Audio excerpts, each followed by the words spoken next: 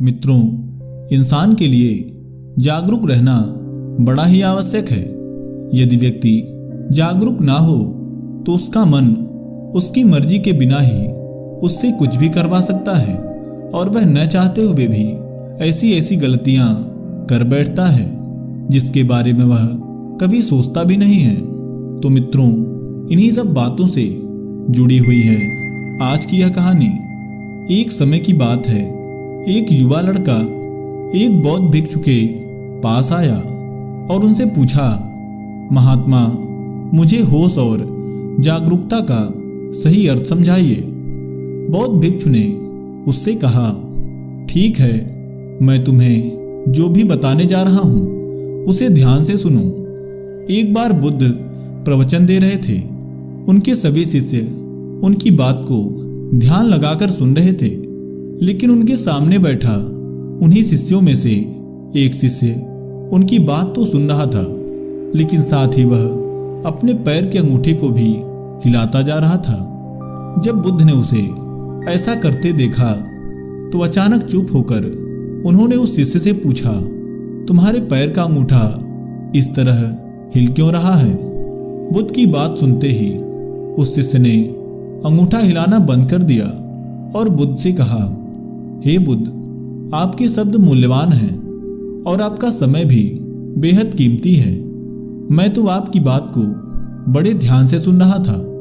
आप इन छोटी छोटी बातों पर ध्यान ना दें, क्योंकि जब मैं आपको सुन ही रहा हूं तो फिर मेरे पैर के अंगूठे हिलने या ना हिलने से क्या फर्क पड़ता है?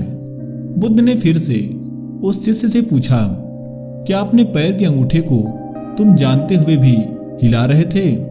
शिष्य ने उत्तर दिया, हे बुद्ध, ऐसा मैं जानबूझकर नहीं कर रहा था। मुझे तो यह बात पता भी नहीं थी। मुझे तो तभी पता चला जब आपने बताया। बुद्ध ने कहा, यदि ऐसा है तो फिर यह छोटी बात हो ही नहीं सकती, क्योंकि यदि आज तुम्हारी जानकारी के बिना ही तुम्हारे पैर का अंगूठा हिल रहा है और वह भी बिना मर्जी के ही, तो ऐसा हो सकता है कि तुम्हारा मन तुमसे ऐसा कोई काम करवा दे जो कि शायद तुम न करना चाहते हो। इसी कारण व्यक्ति जिस बात के बारे में सोच भी नहीं सकता उसे भी कर बैठता है। अब वह शिष्य बुद्ध से क्षमा मांगते हुए बोला, हे बुद्ध, जिसे मैं बहुत छोटी समस्या समझने की गलती कर रहा था, वह छोटी नहीं बल्कि एक बड़ी समस्या है। कृपया मुझे इससे छुटकारा पाने का कोई उपाय बताइए। बुद्ध ने उससे कहा, तुम इससे छुटकारा पा सकते हो होश के द्वारा और जागरूकता के द्वारा। शिष्य ने फिर से बुद्ध से पूछा, यह होश क्या है? बुद्ध ने कहा, होश कुछ और नहीं बल्कि जाग कर देख लेना ही है। हमेशा तुम खुद को जागरूक रखो। यह देखो कि तुम जो कर रहे हो वह क्यों कर रहे हो, और यह भी देखो कि तुम क्या कर रहे हो। जिस प्रकार तुम्हारा ध्यान उस पैर के अंगूठे पर नहीं था तो वह हिलता ही जा रहा था, परंतु उस पर ध्यान जाते ही उसका हिलना रुक गया।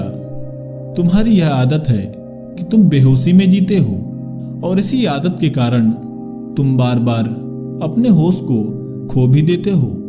परंतु तुम जितनी बार भी अपना होश खोते हो, तुम्हें उतनी बार अपने होश को वापस लाना होगा।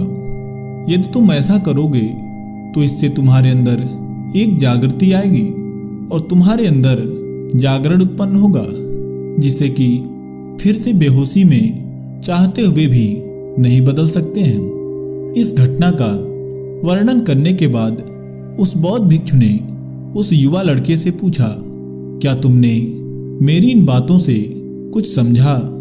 युवा लड़का बोला, हाँ महात्मा, होश का तात्पर्य है खुद को देखना।